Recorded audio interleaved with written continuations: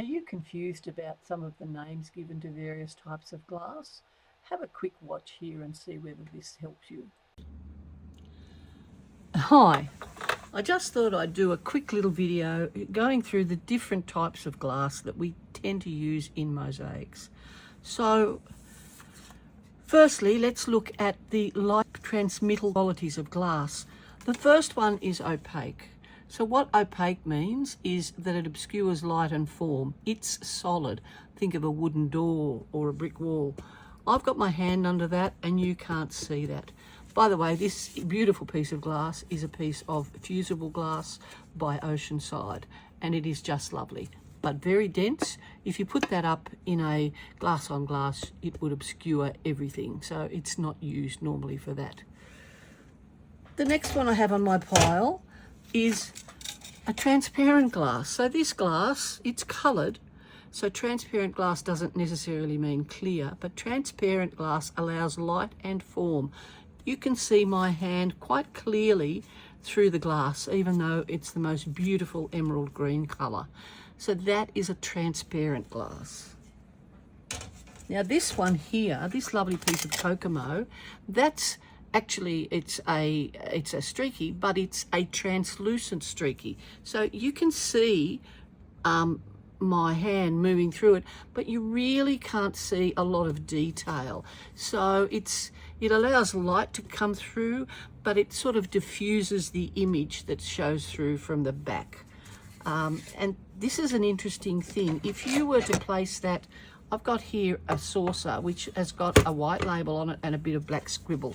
So if I place that translucent over that, you can see the white label very clearly, and you can see the bit of black scribble. So with translucent glass, you really have to be careful with the colour of the glues that you use. Now, this next one is actually an opalescent, which is in glass terms basically the term for opaque glass. But it's semi-opaque. You might be able to see a small amount of movement there, but not much. But this one is a streaky, which basically is a mix of usually two, probably more, colours swirled together to give an interesting effect. This one has blue, white, and actually it's sort of like a purpley, dark purpley brown, and it's a very pretty piece of glass. And that is a streaky glass. Now this one is one of my favourites. I call it Drifting Cloud.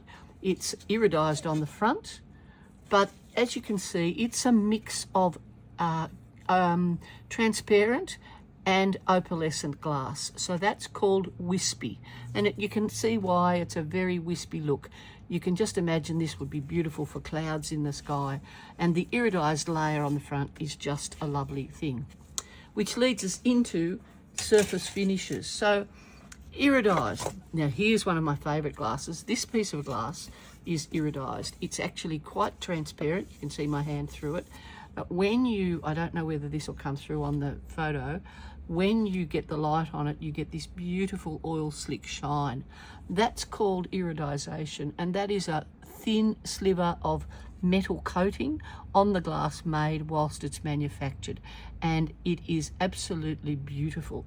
Most people like it. I do know some who don't, and it's a wonderful thing to add into your mosaic as a part combined with plain glasses and various textures and finishes. That gives your mosaic some interest. Now we have mirrored glass. Now, mirrored glass, the mirrored glass that I sell particularly is stained glass that has been treated on the back with a metallic coating and then a protective coat. Mirrored glass is obviously then it's opaque. It quite often is textured, and the mirror process, which is applied aftermarket, it's applied by a third party, is usually applied to the textured side, so the flat side is the front. So that you have to be aware of that when gluing. You won't suffer grout bleed with this because it is opaque, but you just need to be aware that you need to have probably a little bit thicker glue to get into those nooks and crannies to get a solid colour, solid join. Now, my stained glass is certainly suitable for exterior use. The colour for these glasses is in the actual glass. I select the stained glass that I want to get mirrored, so I know the colour of the glass beforehand and I decide what will work.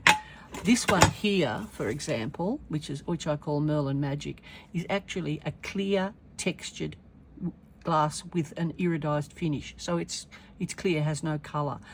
All the colour on this mirror comes from the iridized finish, and the texture just gives that beautiful shimmer and sparkle. This one here is an amber coloured glass, and it's got, well, I call it baked bean glass, but it's got an interesting texture. It's part of the Vision Legacy range, and I've selected to have that mirrored. The best mirrors come from transparent glass, and occasionally I might use a wispy with you know, slight swirls of opacity through it. But basically it is usually translucent glass that I select to have mirrored. Now, there's also different textures that you can get in glass, and I've got a whole heap of little samples here which are clear, i.e. just like window glass, and you can see the different textures. I'm going to put down a piece of white underneath so you can see them more easily. So this one here, it's called Spotswood, and it's got just a very soft, gentle texture on it, which I quite like. I love you can have a mix of these all together and make a beautiful mosaic. This one here is, again, it's a slightly more heavily textured glass, but it looks rather good. Then we've got a bit more heavily textured again, this one, and you can see the difference that is becoming apparent. Now this one here is a very interesting glass, and it's got squares on it. It's called Silesia, and I quite like that. You can get them in streaky, long runs, like long corrugations. You can even get cute little pyramids, squares. And then you can get, I'll just move those to one side. You can have these ones, which are old-fashioned, very old-fashioned style of glass, that. And this one here is an elegant little one. This is called Tanami, and that's quite readily available in blues and ambers and greens, and I've also had that mirrored, and it mirrors beautifully. This one's a lovely glass. Cracklight, I'm not sure whether it's still available, but it's a particularly lovely little sample. I'm very fond of that. And then we have here Clear Shell. Now, these are just sample pieces that I have, and I'm not necessarily sure that all of them are available, but this is just an indication of what sort of textures and finishes can do to your glass. And I have here, finally, an old piece of glass that I got from a house demolition.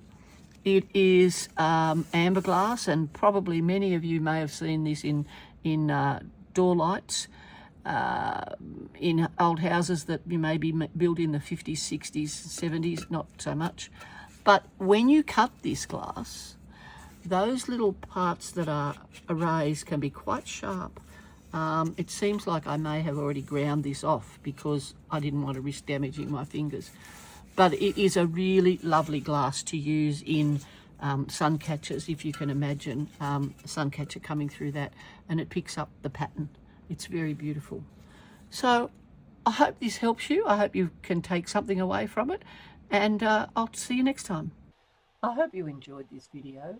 If you did, please don't forget to hit the like button below, make a comment, and subscribe to my channel.